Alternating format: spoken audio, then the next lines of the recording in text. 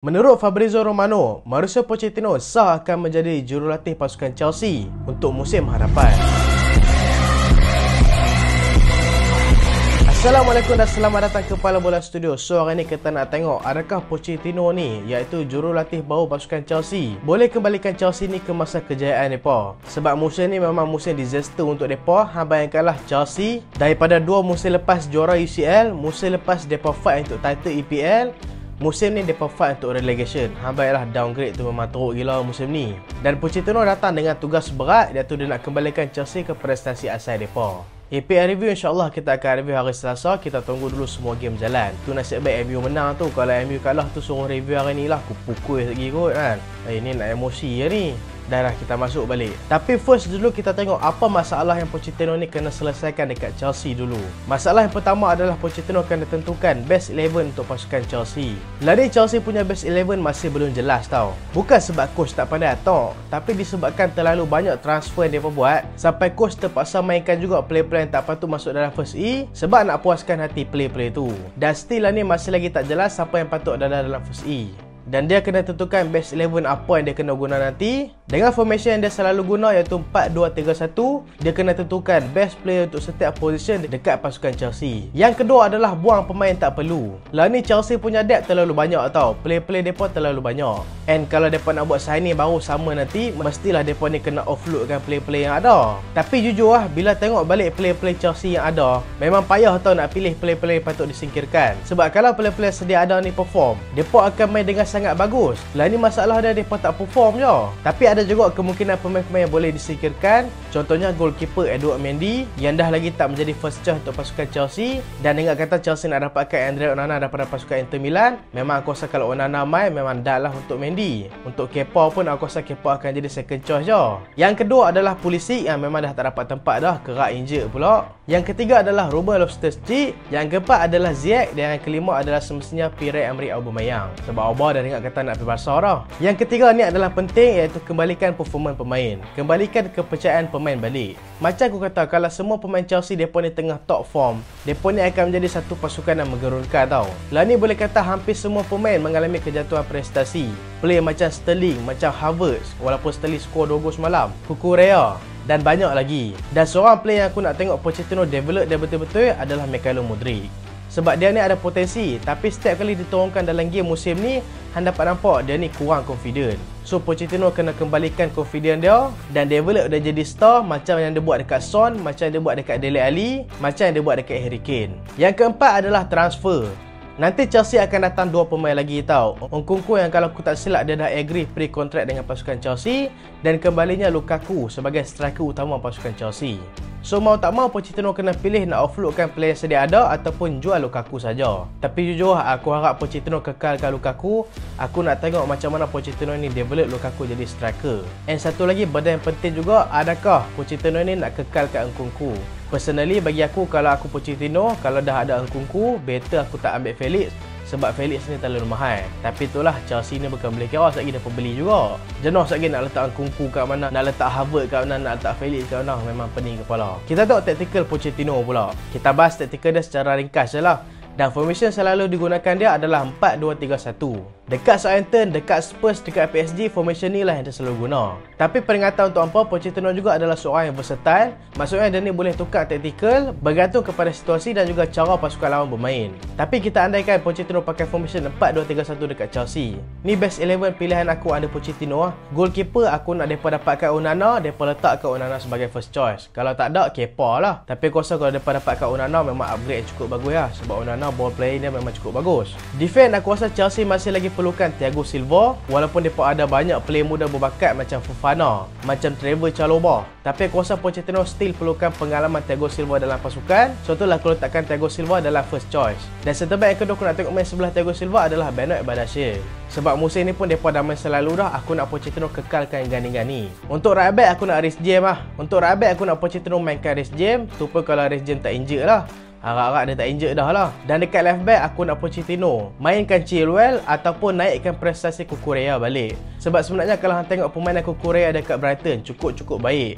Antara best left back tau waktu main dekat Brighton. Tapi main dekat Chelsea tak tahu sebab apa prestasi dia boleh jatuh. So maksudnya bila dia boleh perform dekat Brighton tapi tak boleh perform dekat Chelsea, dia bukan masalah sebab dia tak reti main, tapi disebabkan dia ni kurang keyakinan diri. So kalau Pochettino berjaya polish dia, aku nak Cucurella main first E. Dua midfield kat tengah aku nak tengok Pochettino letakkan Enzo dan juga Kante. Kalau Kante injured boleh mainkan Kovacic. Untuk right wing aku nak Pochettino letakkan Madueke. Left wing aku nak Pochettino letakkan Sterling dulu sambil dia develop pelan-pelan bakat Modric. Dan dekat attacking midfield aku nak Pochettino letakkan Nkunku. Dan striker tengah tak lain tak bukan aku nak dia letakkan Lukaku. Ataupun kalau Lukaku tak ada, aku tak tahulah, Harvard lah kot. Tactical Pochettino ketika bertahan adalah midfield overload. Maksudnya dia ni akan penuhkan dekat bahagian midfield untuk menyukarkan pemain pasukan lawan untuk buat game.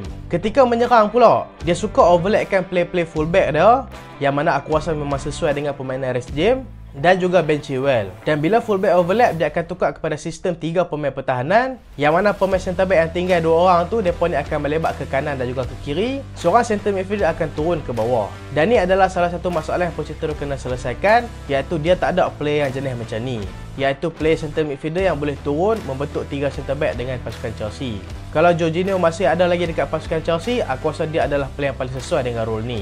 Bukan tak ada aja player macam Enzo boleh buat raja macam ni. Tapi macam kita tahu, Enzo ni adalah seorang pemain yang ada juga potensi ketika menyerang. So bila dia main dekat posisi macam ni, akan rugilah sebab member boleh serang tapi dia main sebagai defensive role. Tapi itulah, setakat lah ni mereka tak ada choice dekat bahagian tu. Aku rasa pemain yang paling sesuai untuk buat role tu adalah Enzo je. Untuk menyerang, Pochettino tak ada masalah pun nak gunakan striker yang macam mana tau. Dia boleh je kalau striker tu jenis run in behind macam Lukaku, atau striker yang boleh main false 9 macam Havertz. Tapi serius sekali lagi aku cakap, aku teringin nak tengok Lukaku under Pochettino. Tapi itulah kan, tengok Lukaku ni macam dah tak ada hati dah dengan Chelsea. Kita andaikan je lah Havertz kan sebagai striker. Ataupun dia still ada lagi David De Fofana ataupun Armando Broja. Dan contohlah kalau Lukaku caw daripada Chelsea kan, aku nak sangat tengok Pochettino develop David De Fofana. Sebab tengok dia ni ada bakat. Sebab apa? Sebab dia ni ada speed dan juga sizing. Cuma nak polish finishing dia je. So dah tengok semua benda tu, kita nak tengok apa Pochettino boleh offer dekat pasukan Chelsea. Yang pertama, Pochettino boleh polish pemain-pemain berpotensi. Dia dah buat benda ni dekat pasukan Spurs dulu, dekat Southampton dulu. Dekat PSG tak nampak sangat sebab dia main dekat PSG tu tim dah sedap dah. Tapi dekat Southampton dia pernah bina satu tim yang betul-betul kuat tentu. Dia lah yang develop bakat pemain macam Luke Shaw, macam Adam Lallana, macam Schneiderlin dan juga Dejan Lovren. Dan banyak lagi lah player yang perform pada musim tu. Dan dekat Spurs dia telah berjaya ubah pemain berpotensi besar kepada pemain world class macam Son, macam Kane dan juga seorang lagi Dele Alli. Tapi sayang Dele Alli lah ni dah jatuh balik dah. So dekat Chelsea dengan adanya banyak player berbakat, so aku harap Pochettino dapat polish dan meningkatkan prestasi pemain sedia ada. Yang kedua adalah man management. Man management dia bagus tau. Antara speciality Pochettino adalah dia boleh handle play-play muda.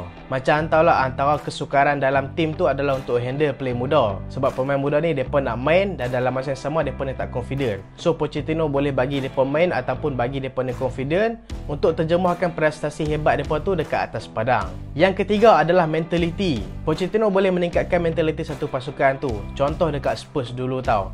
Harry Kane pernah cakap, waktu mereka lawan dengan tim-tim besar, Pochettino ni buatkan mereka ni rasa sama level dengan tim-tim besar. Walaupun kadang-kadang mereka kena bantai jugalah. Tapi memang nampak perubahan besar lah Pochettino buat dekat Spurs berbanding sebelum dia main dekat Spurs. Han dapat nampak satu mentality yang dia ubah dekat pasukan Spurs. Walaupun mereka ni tak menang trofi, Spurs sebelum Pochettino main, mereka ni target top 4 tau. Dan selalu mereka ni terlepas top 4. Tapi selepas Pochettino main, Pochettino bagi tahu dengan jelas yang target mereka adalah nak menang EPL dan juga UCL. Walaupun kalau dengar lah ni gelak balik lah kan. Tapi Pochettino telah berjaya bawa pasukan Spurs untuk fight for the title. Walaupun mereka ni tak dapat title, tapi bila mereka ni tingkatkan lagi mereka punya target, so bila mereka fight untuk title, tempat untuk top 4 tu dah boleh kata confirm dah tiap-tiap musim. So itulah mentality yang Pochettino boleh tingkatkan.